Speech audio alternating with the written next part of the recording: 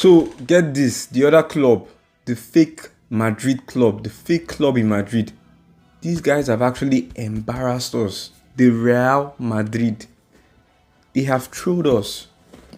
In the world of online football, the fake Madrid, no Champions League, no major trophy in how many years, fake Madrid.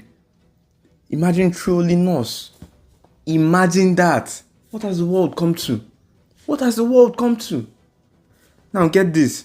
Remember yesterday Real Madrid, made an official communication that the 150 million euro bid was rejected.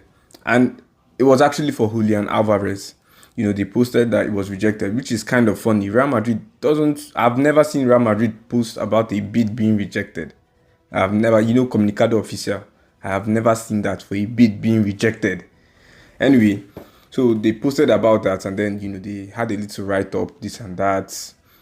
Atletico Madrid, the fake, I'll just refer to them as fake Madrid. They proceeded to laughing at that. Laughing, and it's not a fan account, it's the main account. Laughing at that.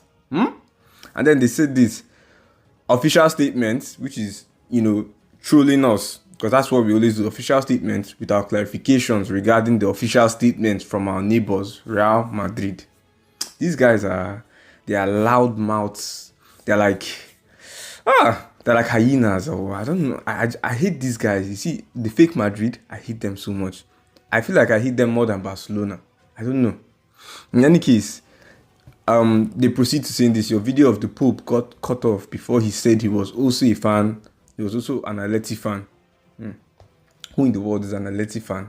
Who can be an Atleti fan? You may have confused politeness with gratitude, but just to be clear, we don't thank you for anything. We are neither considering nor evaluating any offer for Julian. How could we not get along when you make us laugh even more than FC Barcelona? Can you imagine these guys? They just called us a laughing stock. This club called us a laughing stock. Can you imagine? I feel like Atletico Madrid, they feel like they are a big club. If you think about it, they're as bad as, or they're, okay, maybe slightly better situation than Arsenal or Tottenham. But still, you've lost how many? You've lost like 2 Champions League finals to us, and you call us a laughing stock. Have you looked in the mirror? Atletico de Madrid, have you looked in the mirror?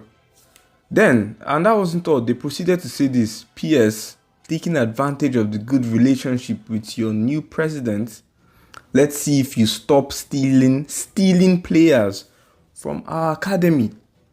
Thanks a lot, Real Madrid.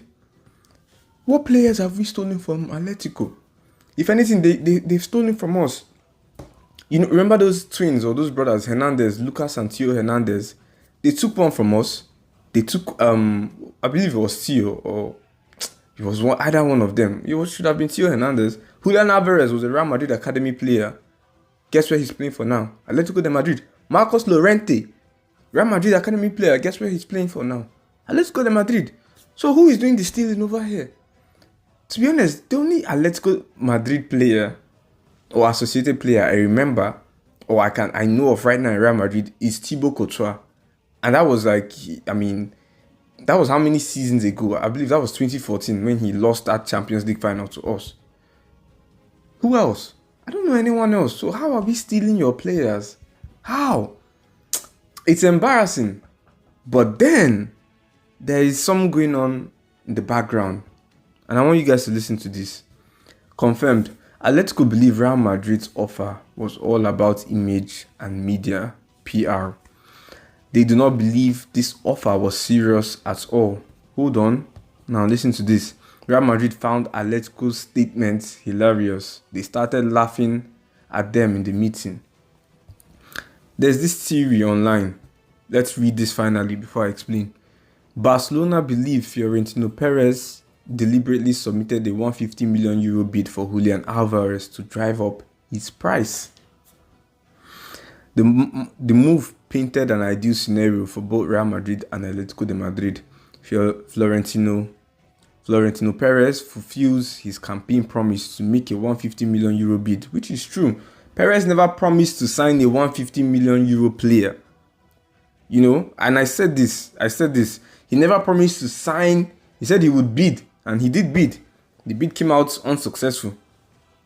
He never promised to sign. He said he would bid, and he has fulfilled that promise.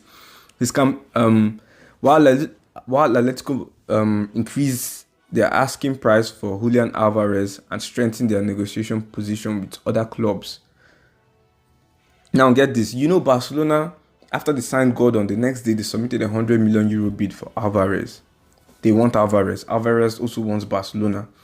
Now, it works in Atletico's favor because, you know, a rival club to Barcelona has submitted a €150 million bid and it has been declined. So what does that tell Barcelona? If a rival club can submit €150 million and it was declined, it means we would have to go above that. 160, 170, 180, or even 200. And then paying 200 or any amount above, to be honest, even 150 it's more. I mean, it's too much for Alvarez. Paying that amount for Julian Alvarez would be an L for Barcelona. So that's the tactics going on. Perez has fulfilled, you know, his what they call it, his campaign manifest. What do they call that stuff? By promising the €150 million bid, promised, we got the bid. It's kind of crazy if you think about it. Then, I want you to look at it this way. Damn it! I had something very important to say right now. Anyway, I'm still getting reports that we are going to sign a Galactico player. This takes us back. Julian Alvarez is not a Galactico player. Perez also said this player is Kaká, Ronaldo, or Cristiano Ronaldo level. In where? Yeah, Alvarez is very good, don't get me wrong, but he's not Galactico, and he's never Ronaldo level, not even Kaká level at the time we signed Kaká. So what kind of misleading information was this? I believe this has always been planned. Now, do you know the election results came out, and in average, I believe Perez only won by 65%, and you might think, okay, that's still high. But then remember, Perez has been in charge of this club since I was a kid, since I was a boy. Perez has been in charge, and all of a sudden, Riquelme comes, and then I expected Perez to win by 90% or at least 80%. That would be a landslide, not even questionable. But then you see Perez just winning by 65 on average or 66%. I mean, if you think about it, the opponent had a very good chance of winning. Riquelme had a very good chance of winning, which is crazy. In any case, so Perez's tactics of the €150 million bid Galactico, I believe that's what's really, that would have helped him a lot. And that's why I did that, because Riquelme was coming with Haaland. He was coming with Klopp. He was coming with Rodri. So this actually helped Perez. This has actually helped Perez. Now, for Atletico de Madrid's embarrassment, I might forgive them. You know what? The fake Madrid, they don't really... Do they matter much? Atletico de Madrid, they don't win trophies. The only objective is to stop Real Madrid from winning the La Liga each season, and to stop Barcelona from winning maybe a cup competition, which is good enough for me. In any case, Atletico, I might forgive you guys. I might just forgive you for that insult, because to be honest, they've actually insulted Barcelona and threw them a lot. They've thrown Barcelona a lot, so I think I might forgive them for this one. Then we have a look at this. The new peace between Real Madrid and PSG put an end to Vitinha or João Neves possibilities. I woke up this morning and I saw this and I was very sad. Vitinha or João Neves, I mean, we would have needed a midfielder like that. We would have. Vitinha especially. I've been talking about a controlling midfielder. Both players are untouchable for PSG. And this is untouchable. They both want to stay. No clauses in France. And it's from a very reliable source. I don't think Vitinha or João Neves are going anywhere. I don't think they are going anywhere. So who does Real Madrid sign as the controlling midfielder? Sebastian Stiller, the man Toni Kroos suggested like 2 seasons ago. To be honest, his name hasn't even been mentioned Real Madrid once. Yes, ever since Kroos suggested him, his name has never been mentioned once. which is sad right now. But in any case, that would foster my idea of moving Trent to a deeper midfield position. You know, I said it in one of my videos. Trent has the eye for a pass. He has the accuracy for passes. You know, he could be that Cruz-like person for us. He could be.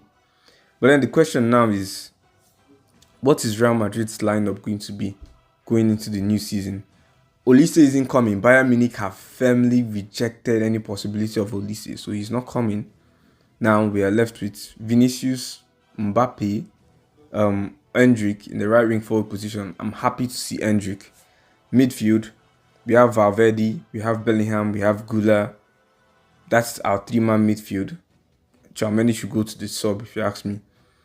Then the left back position and left centre back positions, we are thinking of either Vadio or Calafiori. That's what it's looking like.